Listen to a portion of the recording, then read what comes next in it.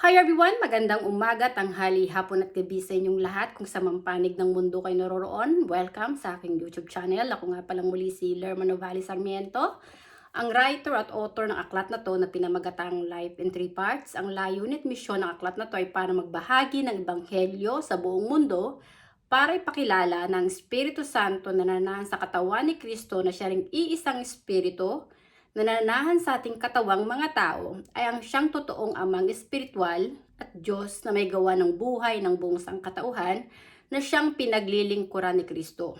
Si Kristo ay buktong na anak ng Espiritu Santo at si Kristo ay Espiritu na nagkatawang tao lamang sa katawan ni Birheng Maria para pagkasunduin ni Kristo ang Espiritu Santo at ang mga tao para maligtas ang kaluluwa ng tao na huwag mapunta sa impyerno dahil ang kasalanan na walang kapatawaran ay kapag nilapastangan mo ang Espiritu Santo. Ang mga taong immoral na gumagawa ng kalapastanganan sa Espiritu Santo ay hindi patatawarin ng Espiritu Santo at dahil doon ang kaluluwa nila ay mamamatay gawa ng kasalanan. Ang kasalanan ay kamatayan at iyan ang may kakayahang pumatay ng katawan at kaluluwa ng tao para ang kaluluwa ng tao ay itapon sa impyerno. Kaya sinabi ni Kristo, repent and sin no more. Dahil ang kasalanan ay kamatayan. At sa araw na to, ang topic ko ay Armageddon. Ang Armageddon ay isang labanang espiritual na siyang magaganap sa huling panahon bago pa yung katapusan at ang paghuhukom ng Diyos. Honestly, ang ating katawan, templo yan ng Diyos at ang Espiritu Santo na nananahan sa ating katawan ang siyang Diyos na lumikha sa atin ang siyang maghuhukom sa bawat kaluluwa nating mga tao. At sa araw na to, ang topic ko ay Armageddon, ang pagbagsak ni Vice Ganda at ng Showtime. Gusto kong ibahagi sa inyo ang katotohanan base sa kasulatan sa Biblia na hindi kinalulugod ng Diyos Ama, ng Espiritu Santo na nasa ating katawan na yung ating katawan ay babuyin dahil sa tawag ng kamunduhan at kalaswaan. Kasuklam-suklam sa Diyos Ama, sa Espiritu Santo na nasa ating katawan na ang dalawang lalaki ay magsama para halayin at babuyin ang sagradong tahanan ng Diyos sa kamunduhan at kalaswaan.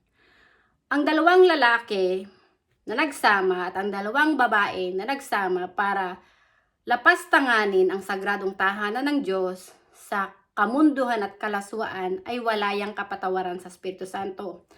Tulad ni Vice Ganda at ni Ayon Perez, hindi sila kinalulugdan ng Espiritu Santo dahil ang puso nila ay naging kaisa ng demonyong si Satanas na nagmamataas at nagmamayabang sa Espiritu Santo na binababoy nila ang kanilang katawan sa kamunduhan at kalaswaan. Honestly, ang nilikha ng Diyos Ama ng Espiritu Santo ay dalawang kasarian lang, lalaki at babae lang. At ang sino mang lalaki na pumapatol sa kapwa niya lalaki o ang sino mang babae na pumapatol sa kapwa niya babae para babuyin ang sagradong tahanan ng Diyos ay mga immoral ang kanilang mga gawa. Hindi iyon ikinalulugod ng Espiritu Santo. Bagkos iyon ay kasuklam-suklam sa banal na Espiritu na siyang Diyos na may gawa ng katawan at kaluluwa nating mga tao. Honestly, ang isang lalaki na pumapatol sa bakla ay mas masahol pa sa hayop. Yung kanyang ari, hindi naman niya yan may ipapasok sa kapwa niya ari na katulad ng ari niya, kaya yung ari ng lalaki na pumapatol sa bakla, diyan niya yan ipinapasok sa tumbong ng kapwa niya lalaki para mahalayin nila at bastusin nila ang sagradong tahanan ng Diyos. Yung ari ng lalaki, tulad ni Ayon Perez, ipinapasok niya yan sa tumbong ni Vice Ganda. Yung tumbong ng babae at ng lalaki, labasan yun ng tae nating mga tao. Ang Espiritu Santo ang may pag-aari ng ating katawan at hindi tayong mga tao. Nilikha tayo ng Espiritu Santo na perpekto, pero ang mga tao na naging mapagmataas at mayabang sa Espiritu Santo, na naging kaisa ng demonyong si Satanas, ang lumalapastangan sa Espiritu Santo para babuyin yung sagradong tahanan ng Espiritu Santo. Honestly, dyan sa Showtime, wala kayong makukuhang lesson pagdating sa buhay espiritual. Dahil ang mga ipinapalabas dyan, lalo sa ABS-CBN, ay mga kamunduhan at kalaswaan. Maraming mga artista rin ang nagpapapalit-palit ng asawa dahil ang sinasamba honestly ng mga maraming artista ay pera. Sinabi ni Kristo na hindi ka pwedeng magsilbi sa dalawang Panginoon, may pipilit tatangi ka. Honestly, yang sina Vice Ganda at Ayon Perez, ang sinasamba nila ay ang kanilang sarili at ang pera. Kinakalaban nila ang Espiritu Santo na siyang Diyos na may gawa ng kanilang buhay. Itong si Ayon Perez, kaya yung pumatol kay Vice Ganda ay dahil mukha siyang pera at ipinagbenta niya ang kanyang kaluluwa sa demonyong si Satanas para pumatol sa kapwa niya lalaki na isa ring immoral na bumababoy at sumisira sa sagradong tahanan ng Espiritu Santo na siyang Diyos na may gawa ng ating buhay. Honestly, sa banal na kasulatan, sinabi ng Panginoon, ang sino mang sumira sa aking templo ay wawasakin ko rin. Honestly, iyang si Vice Ganda at si Ayon Perez, buhay pa man ang kanilang physical, yung katawan nila dito sa lupa, ang kanilang kaluluwa ay naaagnas na, gawa ng zombie na ang kanilang kaluluwa, patay na gawa ng kasalanan na ginawa nila sa Espiritu Santo. Sa banal na kasulatan nasasaad, what is the benefit of gaining the richness from this world if it causes you to lose your soul? Honestly, tayong mga tao, wala tayong kakayahan na bumili ng kaluluwa. Wala tayong kakayahan na lumikha ng ating kaluluwa. Dahil yung ating kaluluwa, espiritu yan, na siyang buhay na ipinagkaloob ng Espiritu Santo sa ating mga tao para tayo mabuhay at umiral dito sa mundo. Kaya tayo umiiral dito sa mundo ay gawa ng Espiritu Santo. Ang ating kaluluwa ay ang siyang espiritu na kawangis ng Diyos na siyang buhay na ipinahiram sa atin ng Espiritu Santo. Ay ang siyang babawiin ng Espiritu Santo sa ating katawan kung kaya ang ating katawan ay mamamatay at ibabaon lang yan sa lupa o susunugin. Pero yung ating kaluluwa, babalik yan sa Espiritu Santo para humarap sa paghukom at ang Espiritu Santo maghuhukom sa kaluluwa ng buong sangkatauhan. Tayong mga tao, wala tayong itatago sa Espiritu Santo dahil ang Espiritu Santo may pag-aari ng ating katawan at ang Espiritu Santo ang lumikha sa atin sa sinapupunan ng ating ina. Maging ang buhay ng ating ina ay hiram din lang sa Espiritu Santo dahil ang katawan ng ating ina ay nagmula din sa Espiritu Santo. Templo rin ng Espiritu Santo ang katawan ng ating ina. Sa banal na kasulatan, sinabi ni Kristo, ang sino mang umiibig sa kanyang ama at ina nang higit sa akin ay hindi karapat-dapat sa akin. Ang sino mang anak o anak na babae o anak na lalaki na mas umiibig sa kanyang magulang ay hindi rin magiging karapat-dapat sa akin. Yang talata na yan, mahirap mong intindihin kung hindi ipinanganak ang iyong kaluluwa sa espiritu. Dahil sa tingin mo, doon ka lang ipinanganak sa laman. Honestly, tayong mga tao ay hindi tao lamang na ipinanganak sa laman ng ating magulang. Ang ating kaluluwa, espiritu yan, ay ipinanganak sa Espiritu Santo. Kaya sinabi ni Kristo na walang sino man ang makakapasok sa langit kung hindi ipinanganak ang tao sa espiritu. Dahil yung mga tao na pinanganak dito sa laman, sa mundo yung nagmula.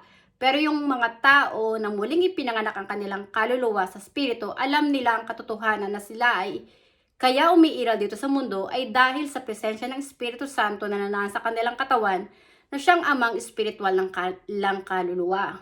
Alam nila ang katotohanan na hindi sila iiral dito sa mundo kung walang espiritu ang kanilang katawan.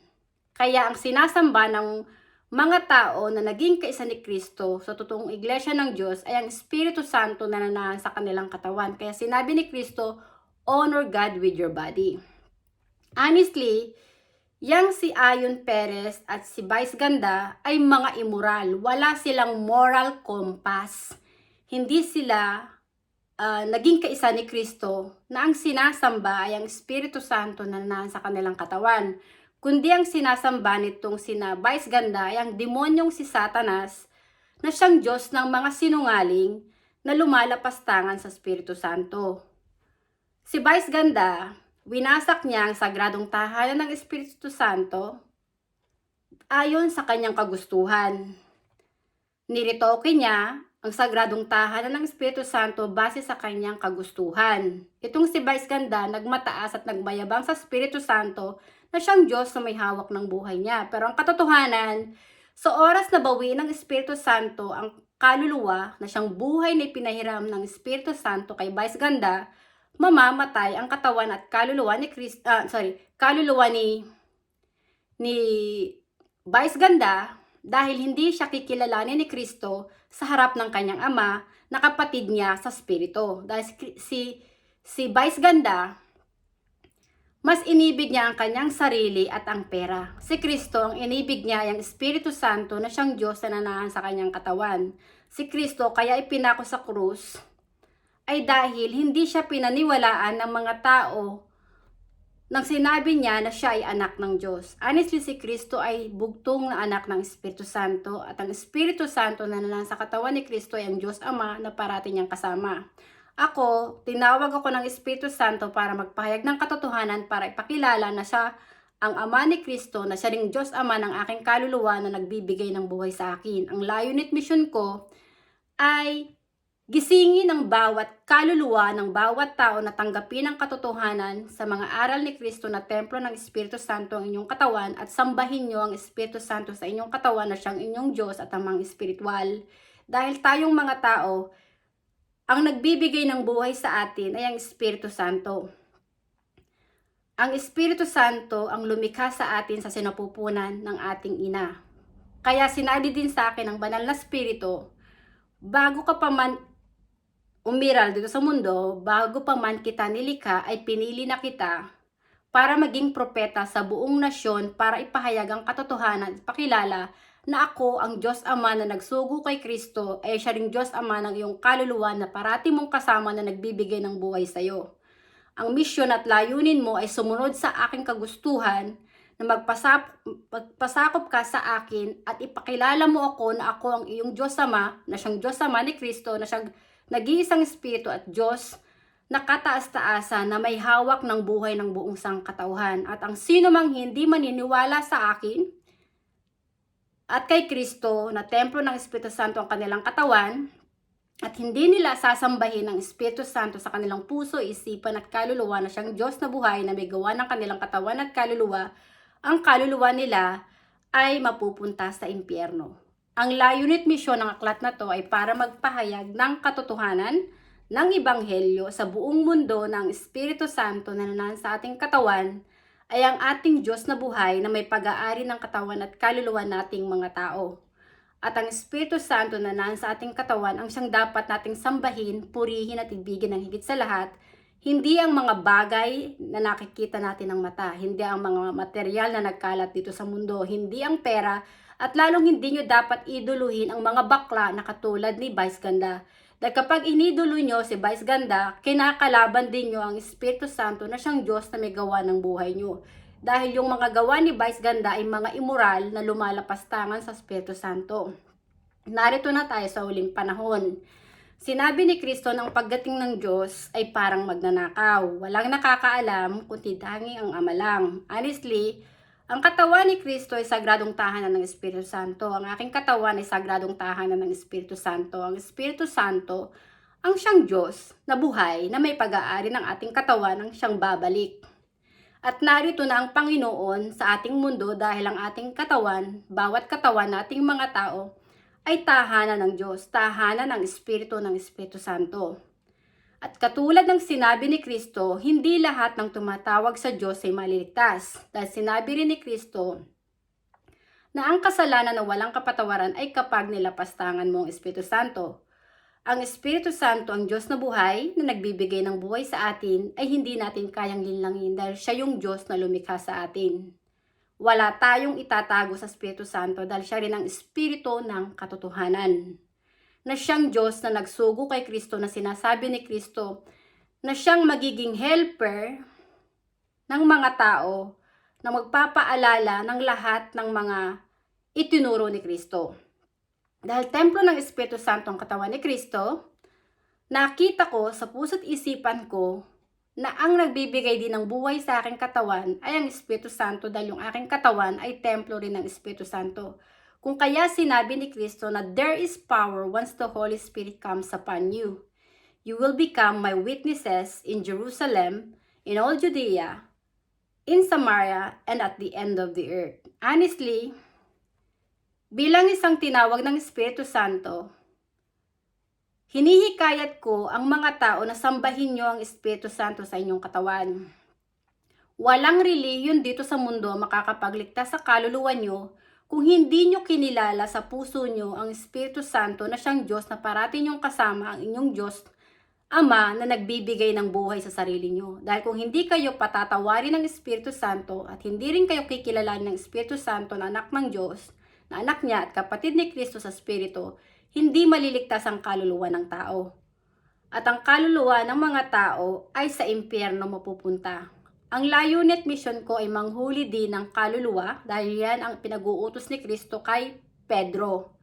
Sinabi ni Kristo kay Pedro, "Come and follow me and I will make you fishers of men." Ang layunin ko ay hulihin ang bawat kaluluwa ng bawat tao na kilalanin nyo sa puso nyo ang Espiritu Santo na nasa ating katawan na siyang Diyos Ama na may gawa ng ating buhay dahil ang ating kaluluwa ay sa Kanya nagmula. At tayong mga tao, wala tayong kakayahang lumikha ng sarili nating katawan at kaluluwa. Libre natin yung tinanggap sa Espiritu Santo na siyang Diyos na may pag-aari ng ating katawan at kaluluwa. Maraming tao ang lumalapastangan sa Espiritu Santo na binababoy ang sagradong tahanan ng Espiritu Santo dahil sa kamunduan at kalaswaan. Honestly, ang kasalanan ay kamatayan. At ang kasalanan ang sinasabi ni Kristo na siyang malulupig sa huling panahon. Dahil kapag ang tao ay nagsisina at nagbalik loob sa Espiritu Santo, kinilala nila sa kanilang katawan, sa kanilang puso't isipan, ng Espiritu Santo ang kanilang Diyos, patatawarin sila ng Espiritu Santo at ang kanilang kaluluwa ay maliligtas at makakapasok sa langit kung saan naroroon si Kristo. Jesus na siyang bugtong na anak ng Espiritu Santo. Tanging si Kristo lang ang daan, buhay, liwanag at katotohanan para ang ating kaluluwa ay masalba. Kapag naging kaisa tayo ni Kristo ng Espiritu Santo na nasa ating katawan, ang ating sinamba at inibig ng higit sa lahat dahil tayo ay kikilalanin ng Espiritu Santo na anak niya, na anak ng Diyos dahil ang ating kaluluwa ay muling ipinanganak sa Espiritu at naging kapatid ni Kristo sa Espiritu. Honestly, si Vice Ganda ay isa ng zombie. Buhay pa man siya dito sa lupa, ang kanyang kaluluwa ay patay na. Dahil sa mga kasalanan na ginawa niya laban sa Espiritu Santo. Ngayon, kung si Vice Ganda, ikaw Vice Ganda, kung nakikinig ka, tatandaan mo na yung katawan mo, hindi mo yung pag-aari. Templo yan ng Espiritu Santo. At ang Espiritu Santo, ang Diyos na buhay, na may pag-aari ng katawan at kaluluwa mo ay hindi mo kayang linlangin. Alam ng Espiritu Santo ang lahat ng mga ginagawa mo ay mga kaimuralan, mga kabastusan na lumalapastangan sa Espiritu Santo. At sa oras na bawiin na ng Espiritu Santo ang buhay na pinahiram sa iyo, tanggal ang yabang mo dahil mamamatay ka at ang kaluluwa mo ay itatapon ng Espiritu Santo sa impyerno. Dahil isa kang Judas na immoral na bumababoy sa sagradong tahanan ng Espiritu Santo. Kaya laking pagkasira at pagkawasak mo. Bilang isang tagapagsalita ng Espiritu Santo na siyang Diyos na buhay na may gawa ng aking katawan at kaluluwa na siya rin may gawa ng buhay at katawan ng buong sangkatauhan, ikaw Vice Ganda, kailangan mo nang mag-repent. Magsisi ka na at tumalikod ka sa paggawa ng kasamaan. Mamuhay ka ayon sa kagustuhan ng Espiritu Santo, hindi ayon sa kagustuhan mo. Dahil sa oras na hindi ka pa rin nagsisi, dahil alam mo na yung katotohanan na templo ng Espiritu Santo ang katawan mo, at ang Espiritu Santo ang Diyos na may hawak ng buhay mo, ngayon sinasabi ko sa'yo, ngayon kung hindi ka magsisisi at mananatili ka pa rin mapagmataas at mayabang sa Espiritu Santo, choice mo yan. Pero ang kaluluwa mo, sinasabi ko sa'yo, magdurusa yan ng walang hanggan sa impyerno dahil ang kasalanan na walang kapatawaran ay kapag nilapastangan mo ang Espiritu Santo. Ang babuyin mo yung sagradong tahanan ng Espiritu Santo ay walang kapatawaran. Kaya ikaw at si Ayon Perez ay mga Antikristo na lumalapastangan sa Espiritu Santo dahil hindi nyo sinasamba ang Espiritu Santo sa puso nyo. Naging kaisa kayo ng demonyong si Satanas na siyang Diyos ng mga sinungaling, na bumababoy sa sagradong tahanan ng Diyos. Ikaw ba is ganda, namuhay ka sa kasinungalingan at pagkukunwari, which is hindi iyan tama. Kalapastanganan yan sa Espiritu Santo na siyang Diyos na may gawa ng buhay mo. Ang Espiritu Santo ay ang Espiritu ng katotohanan at siyang may hawak ng buhay mo at hindi ang sarili mo. Kahit tumawag ka pa sa Diyos mong si Satanas na sinungaling, hindi maliligtas ang kaluluwa mo sa oras na bawiin na ng Espiritu Santo ang buhay na pinairam sa iyo. At yung kaluluwa mo, hindi rin niya maliligtas sa araw na hukumanan ng Espiritu Santo ang kaluluwa mo. Dahil kinalaban mo ang Espiritu Santo na siyang Diyos na may pag-aari ng katawan at kaluluwa mo. Kaya laking pagkasira mo at pagkawasak mo. Maraming mga tao, katulad ng mga ibang artista na nangangalunya, nakikiapid, tulad ni Kris Aquino, nakiapid siya sa hindi niya asawa, at kung sino-sino ang mga naging lalaki niya sa buhay niya. Yung katawan ni Kris Aquino, temporary yun ng Espiritu Santo. Ngayon si Kris Aquino, honestly, ay kinakarma na at pinarurusahan na ng Espiritu Santo. Dahil binaboy din ni Kris Aquino ang sagradong tahanan ng Espiritu Santo, sagradong tahanan ng Diyos sa kamunduhan at kalaswaan. Kayong mga artista na sinasamba nyo'y pera, sa araw na bawiin na ng Espiritu Santo ang buhay na pinairam sa inyo, hindi kayo maliligtas dahil yung kaluluwa nyo ay pinagbenta nyo sa demonyong si Satanas na bumababoy sa sagradong tahanan ng Diyos. Gawa ng pera, namuhay kayo sa mali. Mas pinili nyong ibigin ang mali kaysa tama. Kaya kayong mga artista na lumalapastangan sa Espiritu Santo, na mas inibig ang pera, sa oras na biwiin ng Espiritu Santo ang buhay na pinaram sa inyo, ang kaluluwa nyo ay hindi maliligtas. Kaya hinihikayat ko kayong lahat na magsisi na kayo, tanggapin nyo ang katotohanan sa puso nyo na ang Espiritu Santo, ang Diyos na buhay na may pag-aari ng buhay nyo, para kung lumisan kayo dito sa lupa, ang inyong kaluluwa ay maging handa sa araw na hukuman na ito ng Espiritu Santo. Maraming salamat sa inyong pakikinig at hanggang sa muli. Bye! Thank you!